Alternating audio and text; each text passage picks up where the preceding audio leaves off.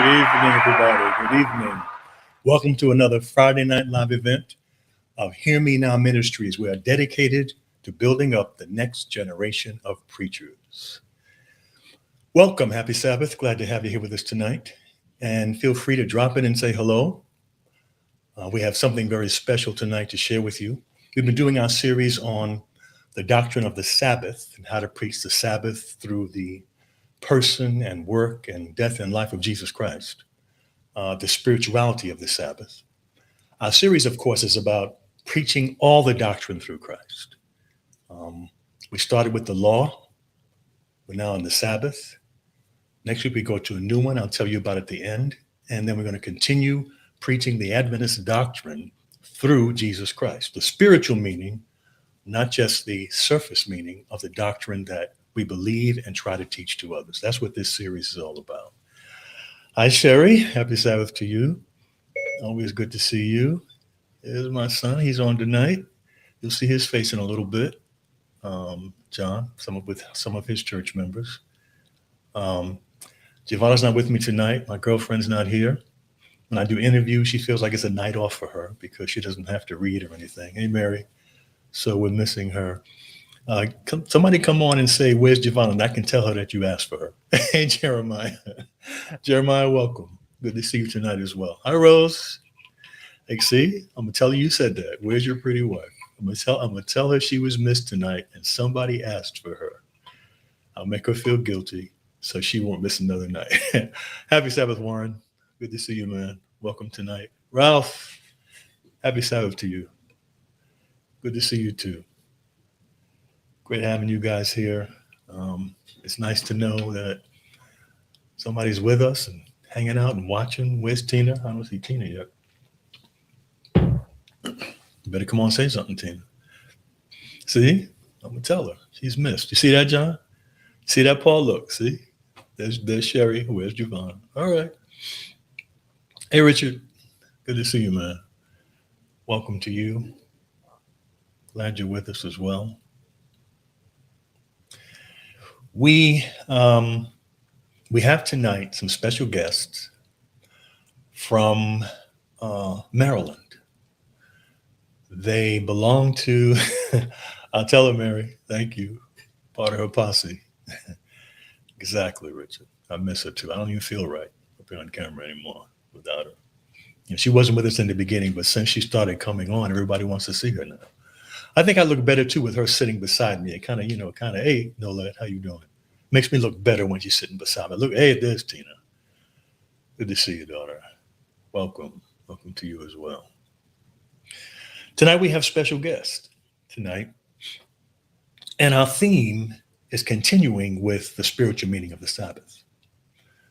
So tonight we have a living example of what Jesus meant when he says it is lawful to do good on the Sabbath day. You remember, he was answering the Pharisees' complaint that the disciples were breaking the Sabbath by eating corn. And then he was answering their complaint that he was healing the hand, this withered hand of a man on the Sabbath.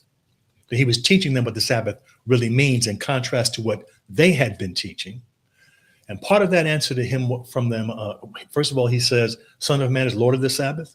He said, David, when he took the consecrated bread, did not sin. He said, I desire mercy, not sacrifice. And then he also said it is lawful to do good on the Sabbath. All those statements were ways of him explaining the true meaning of the Sabbath in contrast to what the Pharisees were teaching. That's what we've been talking about the last 3 weeks. So today we have a living example of what it means to say it is lawful to do good on the Sabbath. We have a Seventh-day Adventist church. It's going to talk about this Sabbath ministry.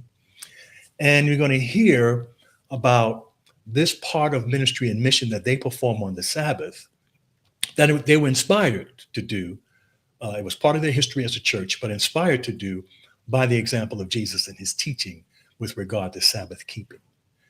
So the church just happens to be, hey, April, the church happens to be her husband's church, exactly. That's what I'm saying. See, I'm going to tell her what you said, Rose. See, I'm incomplete without her. That's what I'm talking about. I'm going to put a guilt trip on her. Ooh, I'm going to guilt her up good tonight. She's going to be afraid to miss another one. Okay. The church happens to be my son's church, John II. Come on up, John. And why don't you introduce yourself? And before I bring the others on, tell us quickly, introduce yourself, and tell us a little bit about Service Sabbath and the history of it in your church. Welcome. Thanks for being here.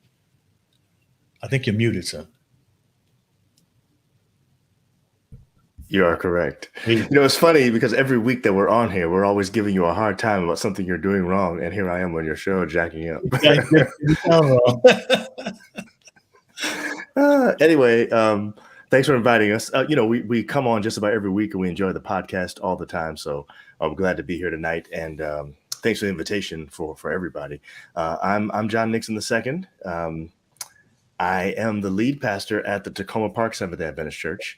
And I've been there now for 4 years. Actually, it's gone by very quickly. 2 of those years were pandemic years where we weren't in the building much together. And so it kind of skews time a little bit. It doesn't feel like it's been 4 years, but it has. And as we look back over the things that we've done, it feels like 4 years of stuff, but it doesn't feel like 4 years. It's gone by so fast. Service Sabbath started some years ago under Pastor Henry Wright. Pastor Henry Wright was the pastor before me. And he retired at Tacoma Park Church. He had been there for 4 years too. And there were some people that he involved in starting Service Sabbath, I believe. I don't remember his name. There was a young Indian gentleman who was the person who started the whole thing. And I think he handed that off to a young lady named Kimberly Wright. And basically what would happen is on, I want to say 1 or 2, maybe 3 Sabbaths a year, we would have a Sabbath where you could come to church to do service. And so instead of actually dressing up in your normal clothes, you'd wear, a t-shirt and jeans, and you would choose a service project to be involved in on that Sabbath. And there were many different things you could do. There was feeding the homeless. We had other different service projects. We kind of expanded it once we brought Daniel Shisto on, who you'll meet in a second. He's our community engagement pastor. This is kind of one of those things that he just loves. He kind of breathes it. Daniel's really good at administration. He was in business prior to becoming a pastor, but his passion is community engagement. And so when we brought him on, we really wanted to utilize that. And so he kind of took Service Sabbath and pumped some steroids into it. And now we do like way more. And so we have like 10 different projects you could do on a Sabbath. And you have, hundreds of people who are involved. In fact, when we started to notice there were people who didn't necessarily come to church every week who would come out for Service Sabbath because they knew they were going to be helping out others and stuff. So it was a great thing. And so anyway, I don't know exactly what year it started, but I want to say maybe 7 years ago, something like that. And it's been picking up steam and going really strong lately. And we got a lot of involvement from different people. Did I answer your question? You did. Let's bring Daniel on. Daniel Chisto is the pastor he's referring to, who is in charge of Service Sabbath. Introduce yourself, Daniel. Tell us a little bit more about Service Sabbath in your experience and the way you try to manage it as the pastor there. Yes, thank you so much, Pastor Nixon, Senior, and Pastor Nixon the Second. Glad to be on the show. Appreciate the opportunity to come and share. So yeah, basically, I'm the pastor for community engagement and church operations at Tacoma Park. So I work along with Pastor Nixon the Second at Tacoma Park Church, and we have a great team there. So very thankful that Pastor Henry Wright opened the door for this ministry. And, once the door was open, we just took the ball and ran with it, and we're not looking back. So once every 3 months, we, shut down our normal church service and we go out into the community. And prior to pandemic, we were up to 10 or 12 service projects starting at 6 in the morning. Soup kitchens in the morning and to like 6 in the afternoon. And we had it at different times to fit everyone's different schedule.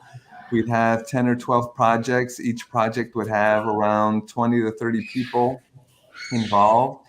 And then we'd have a time of sharing the stories and the testimonies of all the beautiful things that we witnessed and the miracles that we were part of in that day.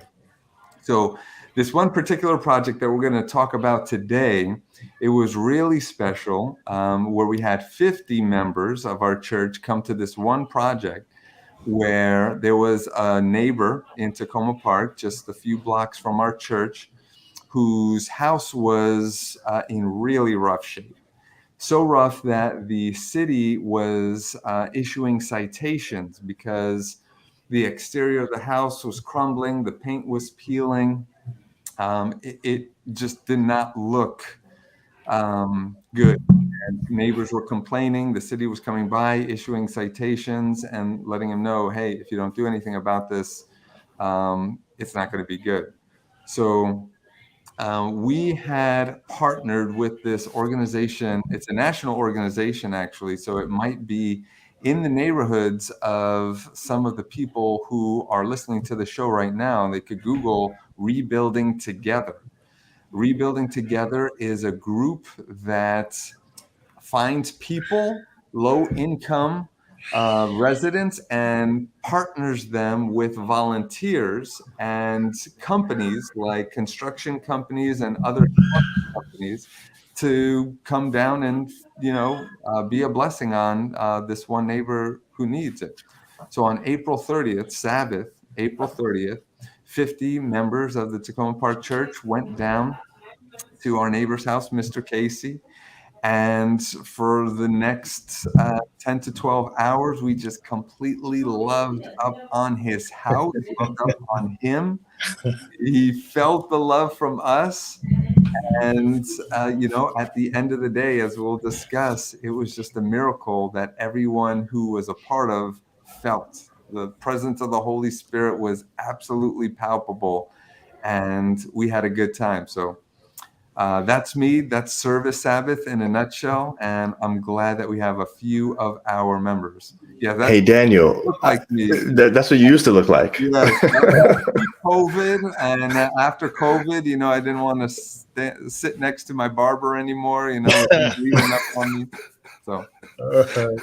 But by the way, we figured out the name of the guy. His name is Reggie. And we know Reggie. We know Reggie very well. Yeah. So he's the one that really was... I think it may have been his idea. I'm not even sure, but he was the one that was behind it when it started, probably 6 or 7 years ago. Okay. Now we have a couple of members who were part of that project with you, Daniel, especially, and that's Michelle and Mark. We're going to bring them on, ask them to introduce themselves and talk a little bit about your involvement. Well, introduce yourself. We'll bring Chelsea on, then we'll talk more about the project directly. Just tell us who you are right now. Hi, my name's Mark. We've been members of Tacoma Park Church for several years, and I think we've been involved in Service Sabbath in one way or another since it started. So I've done a few different things, and most recently on this particular project with Mr. Casey, I was what we call the captain for the project, or actually a co-captain. One of my other co-captain isn't with us today, but the two of us were responsible for leading that project. And we'll tell you a bit more about that in a bit. Okay. Yeah, good evening, everyone. And I'm Michelle Ootman, and I worked as the volunteer coordinator for this current project that we're discussing this evening with Mr. Casey, but have really enjoyed working with other like food delivery service that we also volunteered at several times over the last several years. So really enjoyed participating in Service Sabbath over the last few years. All right, excellent. How do you guys know each other? You didn't mention that. we bumped into each other. We don't actually. We just no. This is my husband. And this is my wife. Yeah. We're about to say, what are you doing sitting so close? This is the only person who I've sat next to in the last 2.5 years. Tell me about it. We also had Chelsea part of this. Bring her on up, Paul. Let's hear about Chelsea. Introduce yourself and tell us who you are, where you're from. We'll talk about the project in a minute, but who are you? Hi, Chelsea. Sure. Hey, everybody. My name is Chelsea. I've been a member at Tacoma Park Church for, I want to say about 7 years, I think, roughly. And I participated in several service projects, starting when Pastor Wright was the pastor, and then continued with Pastor Shisto and Pastor Nixon. And I really enjoy the service projects. It's always a blessing, not only for the person that we're serving, but also for me personally. So, yeah, it's a pleasure to be here. Thanks for having us. Now, in this particular project, Chelsea, did you have a role? Were you just a volunteer or what?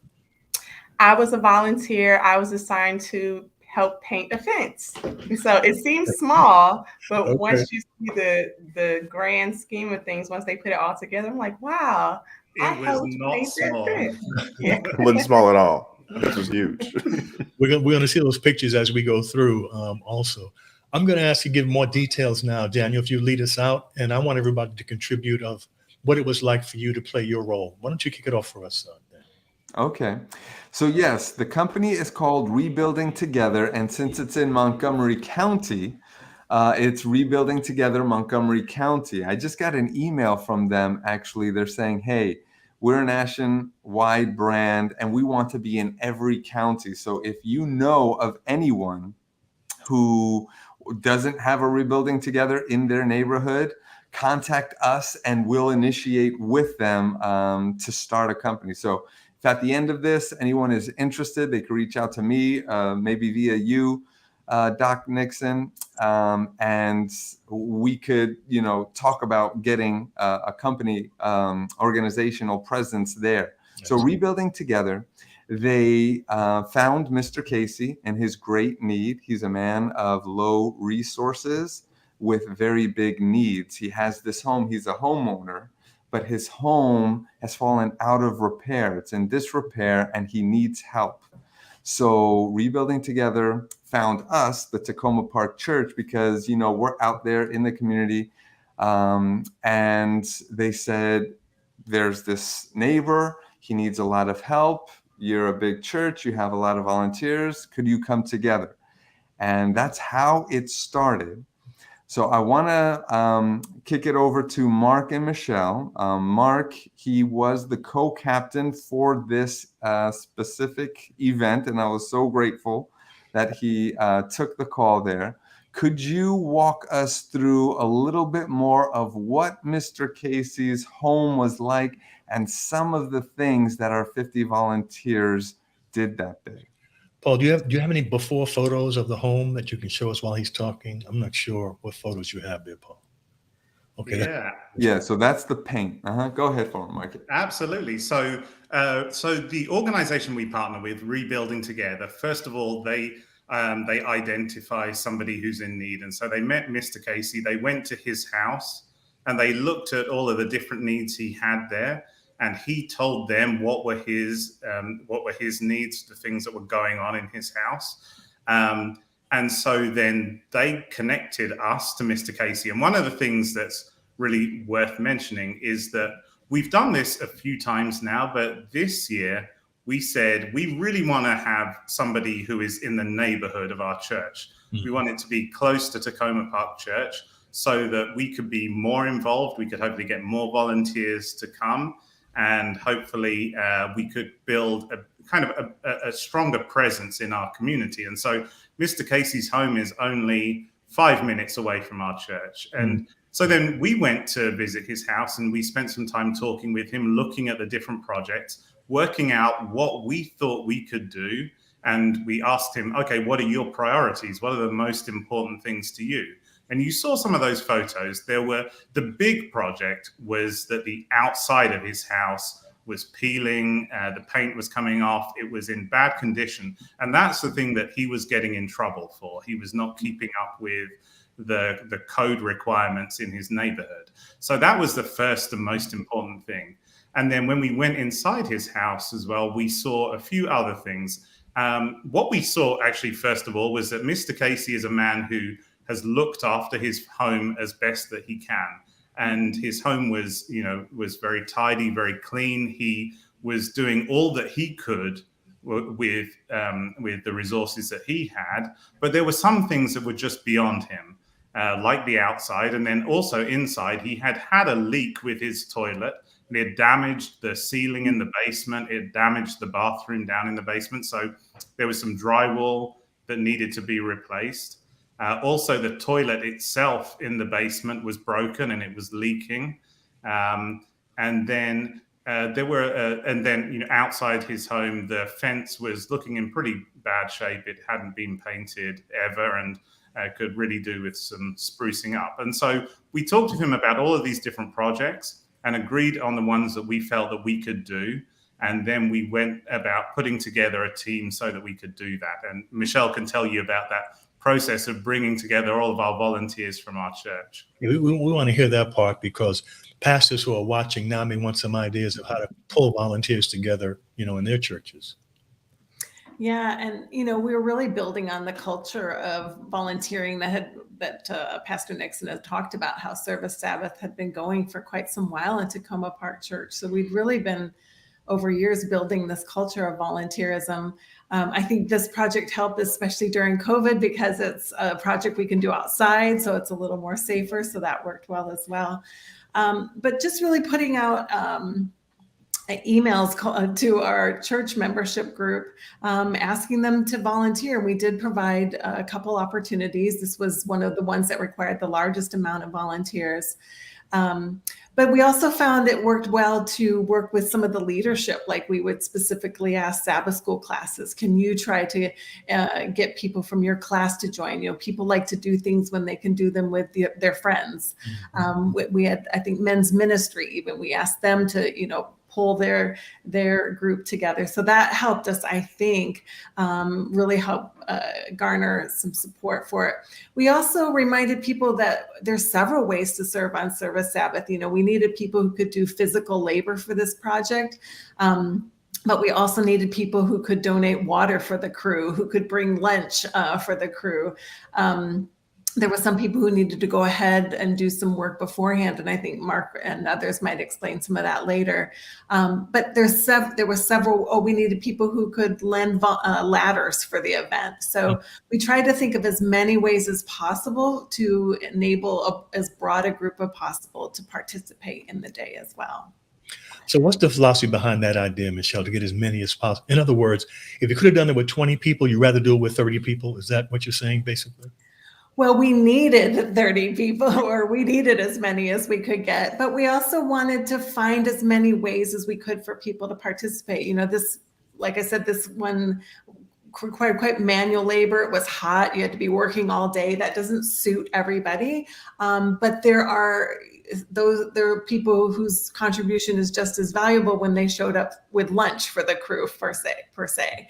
So, or water, or, we couldn't do the siding without a bunch of ladders. So even if someone could just donate or lend us the ladder for the day, that was their contribution, even if they couldn't maybe participate for the whole day. And I think we also wanted to make it accessible. So we ran 2 shifts, so that people wouldn't have to volunteer for the whole day. They could come just in the morning if they wanted. They could come just in the afternoon. So we didn't want to make it too difficult for people. But particularly the last one that we did, I remember there were some people who were going to only come for the morning, and they ended up there all day long because they got so invested in the project. They wanted to see that thing through.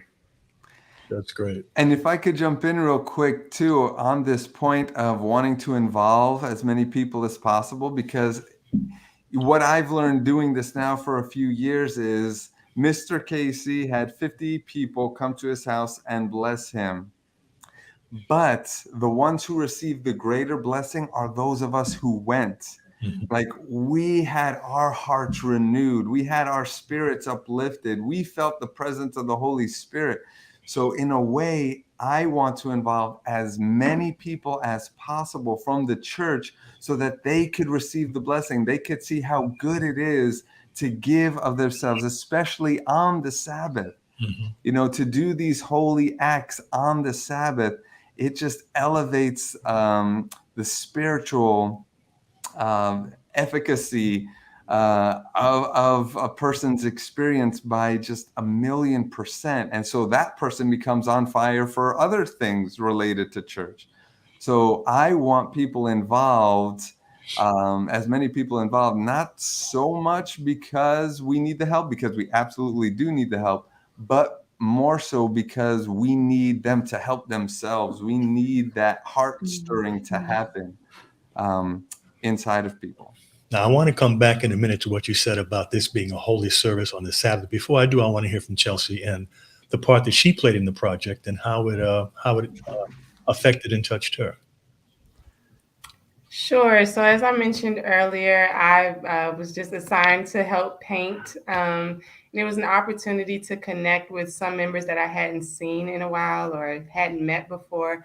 But for me, I think you know, church is beautiful, but sometimes it feels mundane. Like, every week we go, but we get a chance to step outside of that and just do something for somebody else. And that just always feels really good. And it does kind of revitalize you and make you want to invest in other things within the church. So, helping out with Pathfinders, which is something else that I do, is something that just reminds me of my call to help others, serve others, and just how important that is, even if I'm doing something that seems kind of small. Yeah, well, this is why I like young people and the thing. She just came right out and said church is mundane. So I mean, it's okay. We know what you mean though, but you're right. Unless you're doing more than just coming to church, it is mundane. It's not just about coming to church and feeling good and praising and then going home and relaxing, have a big meal, take a nap. That's not real Sabbath keeping. But when you volunteer, as you just said, Chelsea, it changes the way you experience everything. So thanks for sharing that with us. Were there many others in your age group you thought that were involved in this? I wonder. I would say when I was there, I saw a few in my age group. I would say about, Okay. in their 30s. Yeah. 30. You look younger than that. Well, thank you very much. Okay. Say so, Pastor Chisto. Yes. There were a few in my age group. Okay. Oh, absolutely. Yeah. There was a good amount in your age group. There was a good amount in folks who are older. I was really surprised by some people. They would not be deterred. They wanted that paintbrush in their hand. And so it was all around the spectrum. What was super encouraging for me to see is that there were church members there. There were, friends who may visit the church once in a while. And there were some people who never set foot in our church, but they were there working with our church to be a blessing. So before they even came and heard Jesus preach, they were already acting. They were already living as Jesus lived. So that was just so beautiful to see people who don't even come to our church, but they may be friends of someone who does. And that friend said, hey, I'm involved in this project and I want you to come with me. This isn't going to church really per se, even though I thought this was church. We had Sabbath service at Mr. Casey's house, painting the fence, painting his house, putting up siding. But people who don't even come to our worship service were there at Mr. Casey's house. This was their experience of Sabbath then. Bring back Michael's question. Here's a question. Who paid for the supplies and tools? Was there a person knowledgeable about construction? It's an important question. And of course, the head of the project we just heard a minute ago. But how about those first two questions? Yeah, I'll start it off and I'll hand it off to you, Mark. So this company, Rebuilding Together, is the one who finds the funding. So we were going to scrape the house and then paint it. And we thought we had it covered and it was going to be nice and simple. We just needed a lot of hands. Then we found out that the paint had lead in it. So this company, Rebuilding Together, not only do they find groups of volunteers from companies or churches, they also find professional help who, like construction companies, who volunteer their professional skills.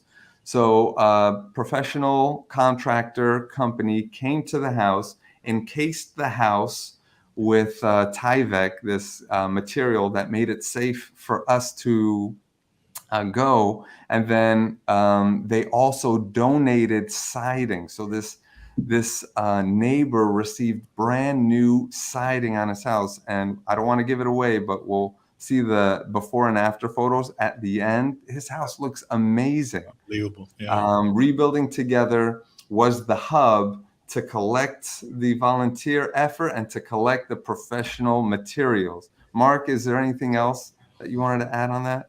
Yeah, absolutely. So as Daniel said, we had some professional assistance from a professional contracting company that was working together with Rebuilding Together. But in my role as being the co-captain of this project, I was responsible for coordinating all of the different work. And it's worth saying, when you do something like this, it can be a pretty daunting thing. I'm not a contractor. I'm just a guy who's watched a few HGTV programs, and we were going and looking at tasks that sometimes, felt like it was going to be a bit of a challenge for us. But for one, we had the professionals, and second thing, we had some people in our church who are professionals. One gentleman who was our superstar volunteer, is a retired contractor.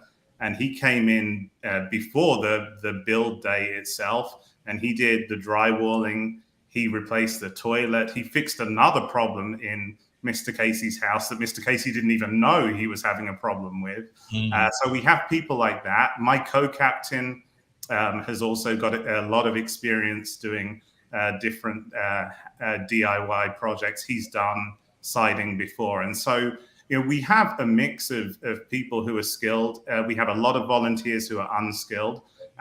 But what Rebuilding Together really needs from us is they need our energy, our excitement, and the passion of our volunteers to be able to take on the tasks that we have. And Daniel mentioned that something changed in our project. When we first started out, we thought we were just going to be painting. And, most people can pick up a paintbrush and put some paint on a wall. And that didn't seem like a big challenge. But when they told us, hey, you guys can't paint, you're going to have to put up siding, we, to be honest, we were really worried. We didn't think that we had the skills to be able to do siding. And so we met together and we said, let's see if we can find another way. Can we maybe donate some money so that they can get this done professionally?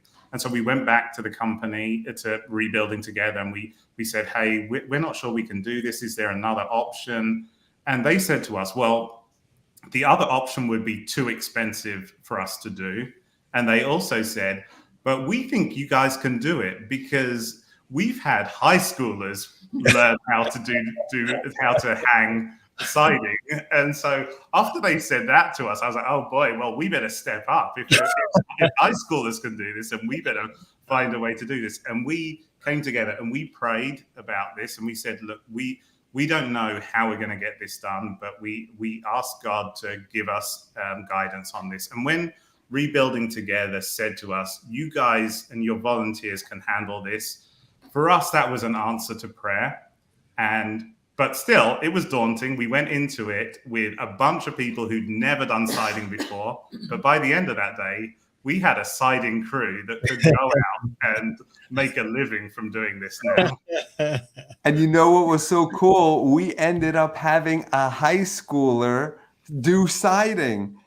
Gabriel's kids, Abby and Gabriel, and they were doing siding.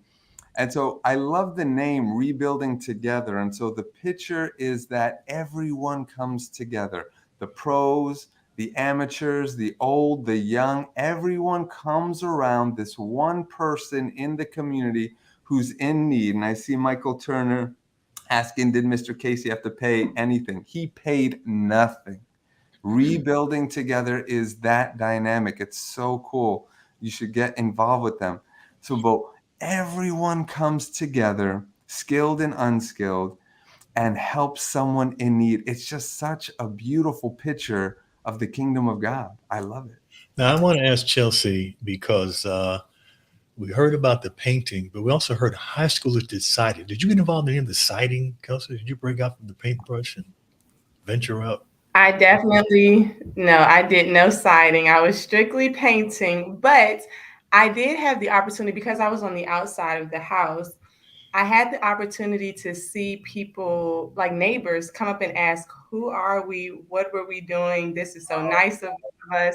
So that to me felt like ministry too, being able to share with them who we were, why we were doing this, how this was a passion for us. So that was really amazing. Oh, that's excellent. That's great. And I think it's also worth saying that Chelsea didn't do siding, but Chelsea did the task that we needed her to do.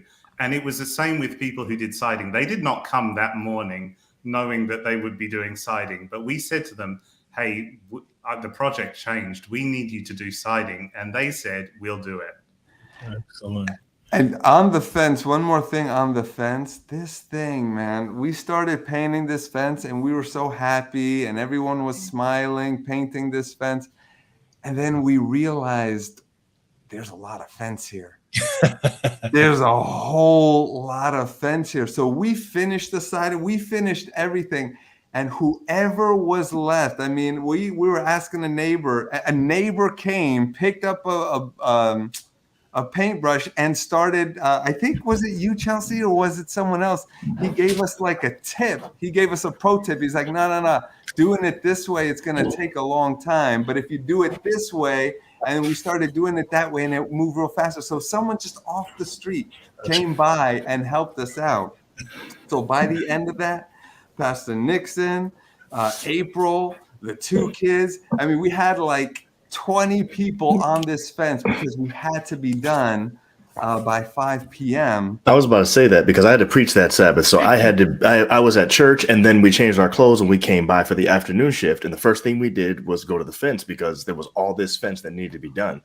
And with how long it was taking us, I was like, we're never going to finish this. There's no way. And then I think that's when Mark may have come with like a spray painter or something like that to finish it off. If we hadn't had the spray painting done, man, there's we'd be there right now. There's John and his family.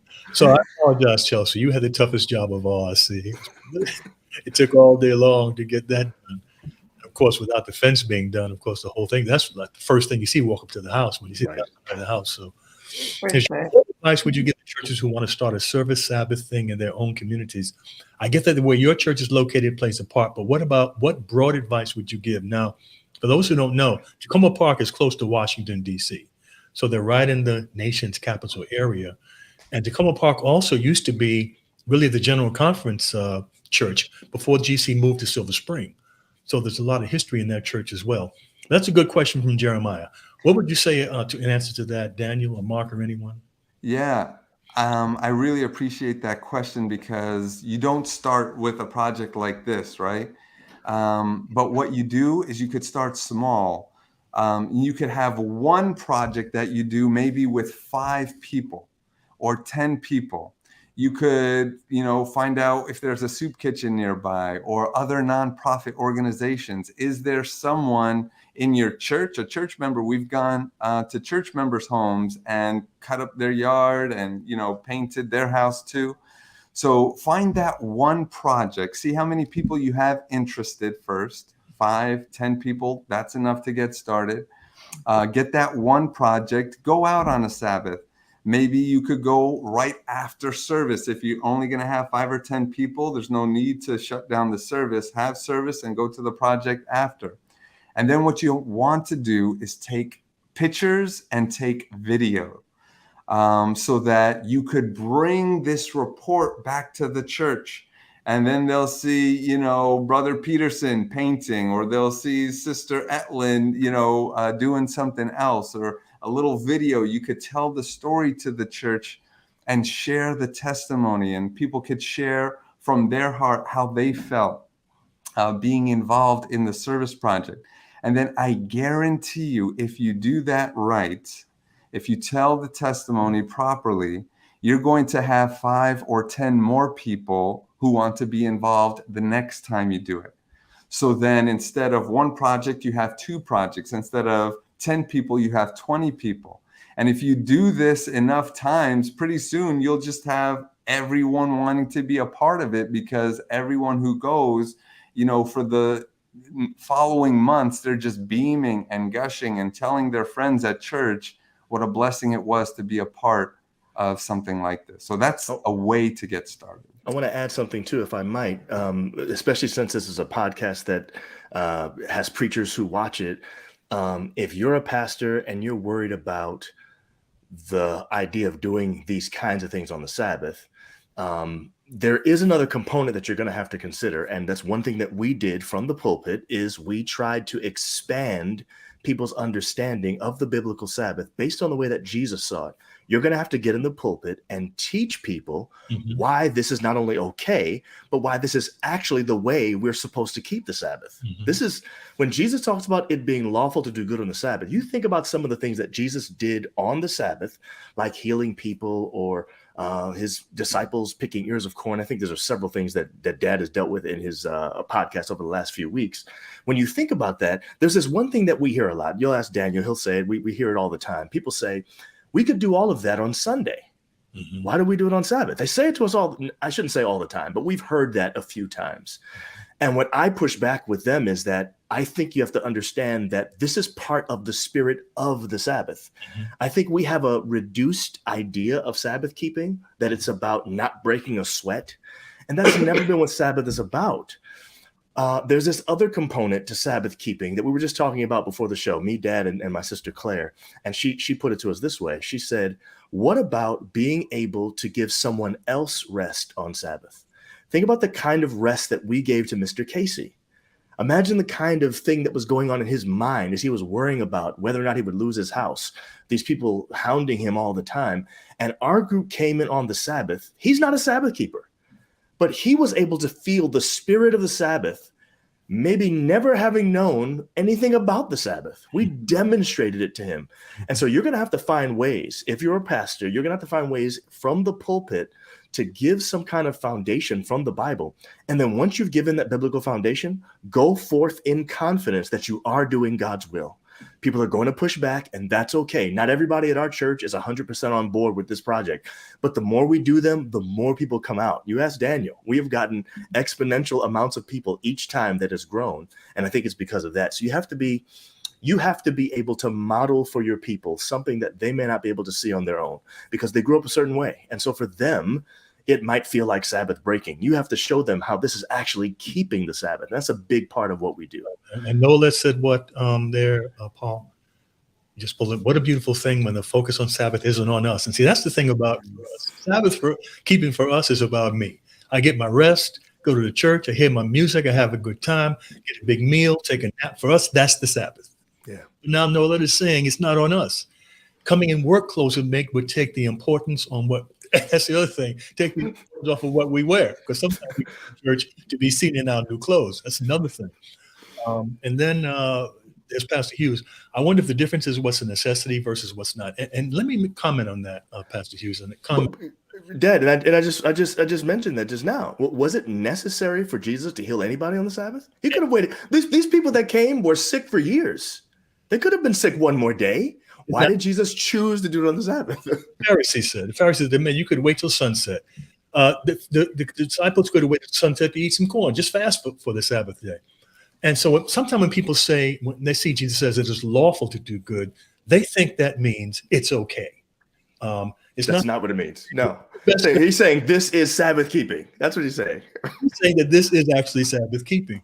And look, there's a statement, I wish you had, there's a statement that I don't have in front of me from Ellen White. You guys may have read it, where she says, talking about the end of time, she says, when the truth about the Sabbath is fully known, she said, people are going to flock to the Sabbath that didn't know about it before. When the truth of the Sabbath is taught. Yes. See, we have not taught the whole truth about the Sabbath because our Sabbath keeping has been, after the example of the Pharisees, based on work that you do or don't do during those particular hours. It has not been people-focused or other-focused. It's been about following certain regulations on the Sabbath. Christ would teach us to have a broader understanding. The rest of the Sabbath spiritually means resting in the provision of Christ for salvation. And so the enacting of that in the physical life is the rest from providing for yourself, but instead providing for others during those Sabbath hours. That's what Jesus meant when he says the Sabbath was made for man, not man for the Sabbath. Here's Tim, my brother, Habitat for Humanity. He's right. Jimmy Carter's program, I don't know how far back that goes. Jimmy Carter's program does this all the time all over America. Any church or group can join in building homes for low-income community housing projects. We did it all the time when I was pastor of New Life, Andrews University as the chaplain. So there's another opportunity through that institution where your church can get active doing some things on the Sabbath. And, you know, the real meaning of the Sabbath is about other people, not about me. Andy's right. Jesus is focused on people. And the Sabbath is about it. The Sabbath was not made for man. Sabbath was not made man for the Sabbath. Go ahead, Pastor. I see you raising your hand there, Dan. Yeah, and I just wanted to add, you know, from the pen of inspiration, because sometimes people don't respond to anything except if Ellen White says it. So she says in the Story of Jesus, page 73 and 74, the Sabbath is not to be spent in useless inactivity. Mm. As God ceased from his labor of creating and resting upon the Sabbath, so are we to rest. He bids us to lay aside our daily occupation That's what it is. and devote those sacred hours to helpful rest, to worship, and to holy deeds. Mm. The people who went to Mr. Casey's house will testify that those were holy deeds. He would say so himself. Exactly. It was just a Holy Spirit moment. And the only people who have complained are those people that have never been on a project, have never been serving it. Because once you go, and there have been some people who have been, I don't know about this, Pastor, they go, they're like, okay, I get it now. It makes sense. Paul, why don't you show us the Henry Wright comment and then show us that video? We're getting near the end. Here's know that we could do a good point. Have worship on Friday evening and then use the Sabbath morning to do the worship in the community by helping somebody. Here's where Brown. Can there be more than one project engaging in one group, or can there be more than one project with other groups in the church? I think you guys have more than one project with different groups going on there, don't you, Daniel? Yeah, there's sometimes we have 10 going on, starting at 6 in the morning, soup kitchen, to something going on during lunchtime, to something going on after, service. If someone wants to catch a morning service and then go to a project, so you accommodate everyone. And that was part of it too. We knew that there were certain things that people weren't going to feel comfortable doing on the Sabbath, but other things that they would feel comfortable doing. And so in a normal situation, we've got this kind of menu of options of ways that you can get involved on Sabbath in a way that makes you feel comfortable, where you know this is something that's appropriate, that feels good for me based on my upbringing, whatever it is. So we are sensitive to that, and we have been doing that. This particular time, we only had the one project, maybe largely because of pandemic life. But normally we have at least 10, sometimes 12 different projects going at the same time. I was just going to add, for those who are looking for a way, trying to start this ministry in their own church, I think we've seen a couple questions around that.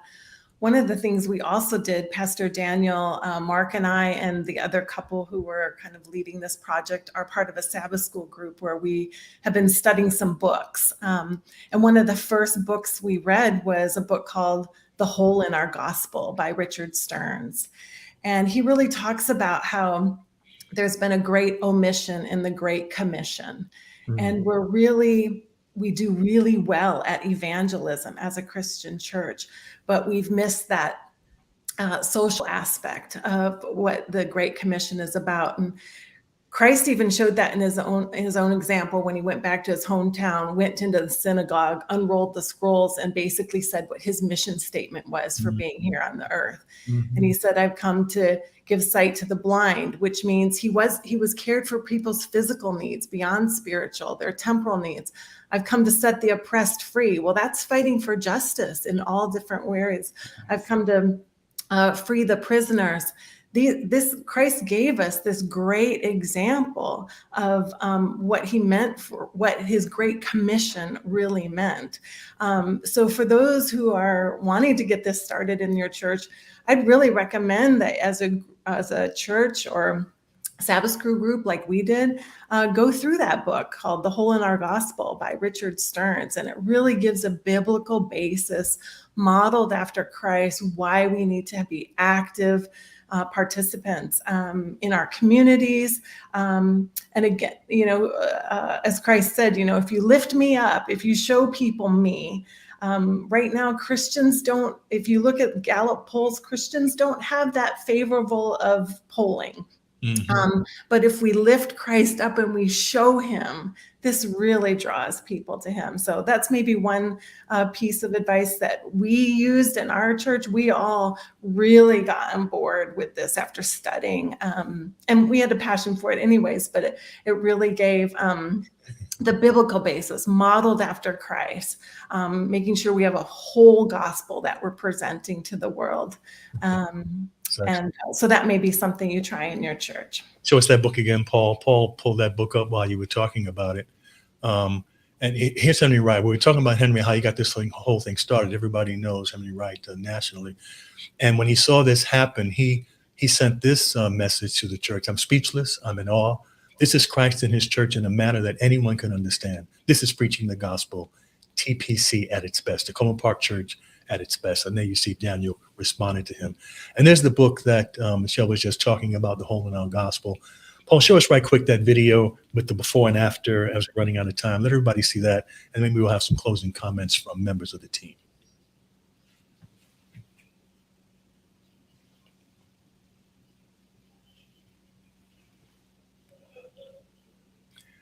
I see him off stage. He's searching for it. There's about a 5-8 minute video that Daniel put together showing the project in stages. And then at the end, some comments from Mr. Casey that I'd like everyone to see.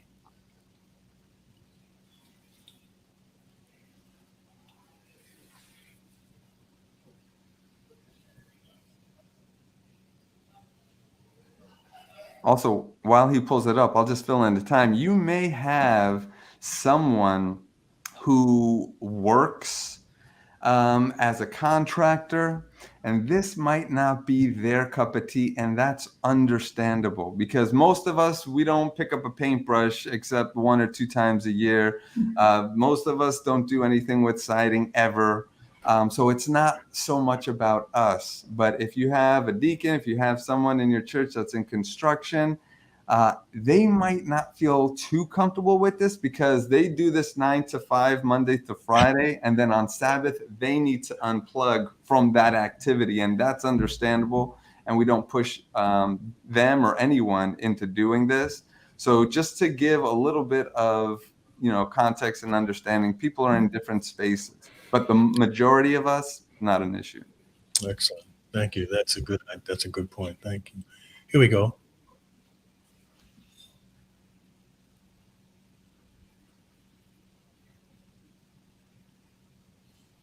We can't hear it, Paul. We don't have any sound, Paul, is there?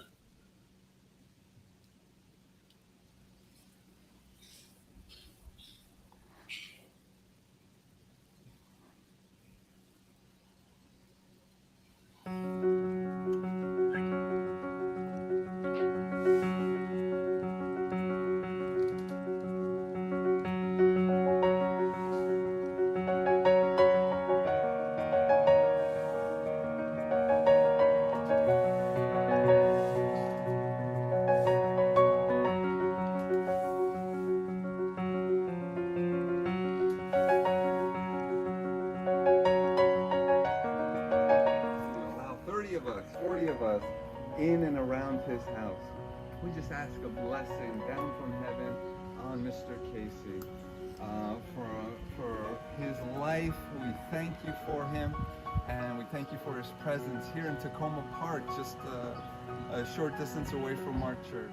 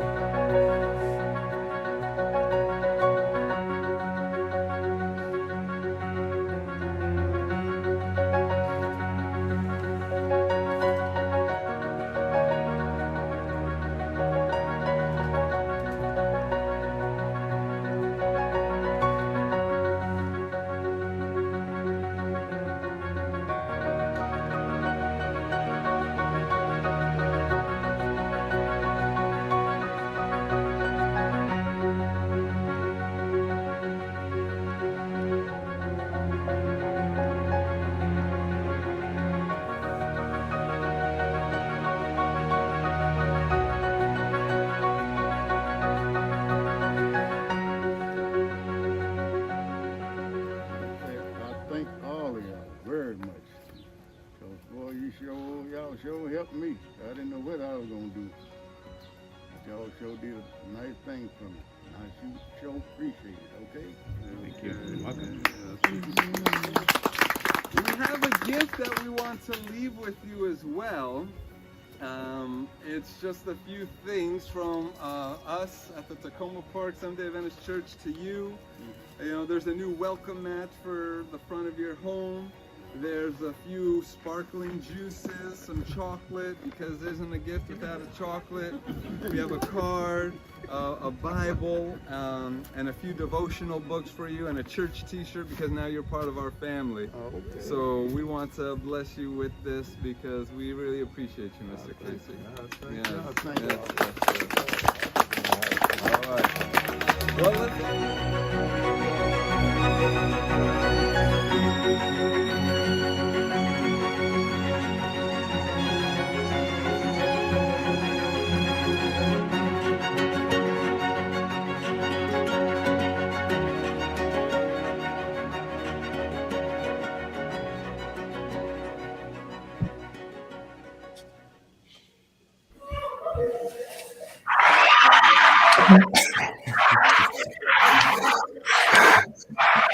That's what I'm talking about. Jesus in the flesh. So proud of my nephew. Lita. Bravo to you all. Bravo to you too, Daniel. Here's the thing, bro. I agree. Part with nonprofits have impact. No need to recreate and not only not no need to recreate. Gary, you're right, but also partnering helps us to attach to the community as well, so they see we're a part of it, not just doing something on our own all the time, because we can't connect with anybody else. We're afraid of touching anybody else. So that's a great thing about this too. You see all the positive comments coming up from everybody. We're just very impressed with it. Everybody is feeling that that, you know, especially that video helps to bring it home. Those before and after pictures, that really helps to bring it home. And then to hear from Mr. Casey himself of how he felt blessed. There's a man who'll never forget Sabbath because of what happened to him on that one Sabbath that really changed his life. To him, that's the meaning of Sabbath now. He'll never forget it. He'll never forget Tacoma Park Church. He'll tell his grandchildren about that one of these days, because that's a big part of his life now. We sure thank you for your example and your ministry there in Tacoma. John, Daniel, all of you, thank you for coming on and sharing with us. We've been inspired. We pray that God will continue to bless you as you go on and continue that ministry. Hold on, around you, 11-year-old time kid of the year 20. Okay. All right. Tim. You tell about somebody from Texas. Okay, that's my brother. There's Mary with a comment as well. Living example of what Jesus would do. Excellent. Exactly that. Thanks, everybody. I'm going to let you go, and I'm going to keep my viewers for a moment. A couple of things I want to announce about next week. But Michelle and Mark, Chelsea, John and Daniel, thank you so much for sharing with us. God bless you in your church. Keep that ministry going. You're going to change lives, not just for the here and now, but eternity. Footsteps. Thank you, everybody. God bless you. Thanks for having us. Thanks. Okay, we're almost done with our time. We got a few minutes for me to tell you just two things. First of all, I want to say something about donations. Now, you know, I don't talk about it a lot, but this week I had somebody ask me what they could do to set it up for an automatic recurring donation they want to give to the ministry. We weren't set up for that, but now we are. If you want to just have a recurring donation through your debit card, there's a place you can go on the website now, hearmenowministries.com. Click on donate. The donate page will come up, and you'll see there one that says PayPal/debit card. If you want to, you can attach there it is right on the screen. You can attach your debit card there. You can set it up for monthly or weekly, whatever you want to do for any amount. And then anytime you want to cancel or change it, you can go in and do that as well. And of course, we still have the Cash App option if you want to give that way. Here's what I got to say about that, and I don't say it every week. I don't bring it up a lot because I don't want anybody to feel obligated to give. This is not a business. This is a ministry. We do have expenses. You know, we have subscriptions. We have equipment. We try to upgrade equipment as we can. But those expenses are not about us trying to make a living. So if you want to donate, we'll take the help. But if you can't, please don't feel obligated. This is not about getting paid. We want you to be here so you can learn and grow and you can share with others, whether or not you're able to donate. But if you do want to donate, the opportunity is there. Now, one more thing. Next week, we are going to the doctrine of stewardship. We're going to talk about Jesus and your money. Now, I have decided to use the text in Mark chapter, I lost the chapter. Oh, here it is.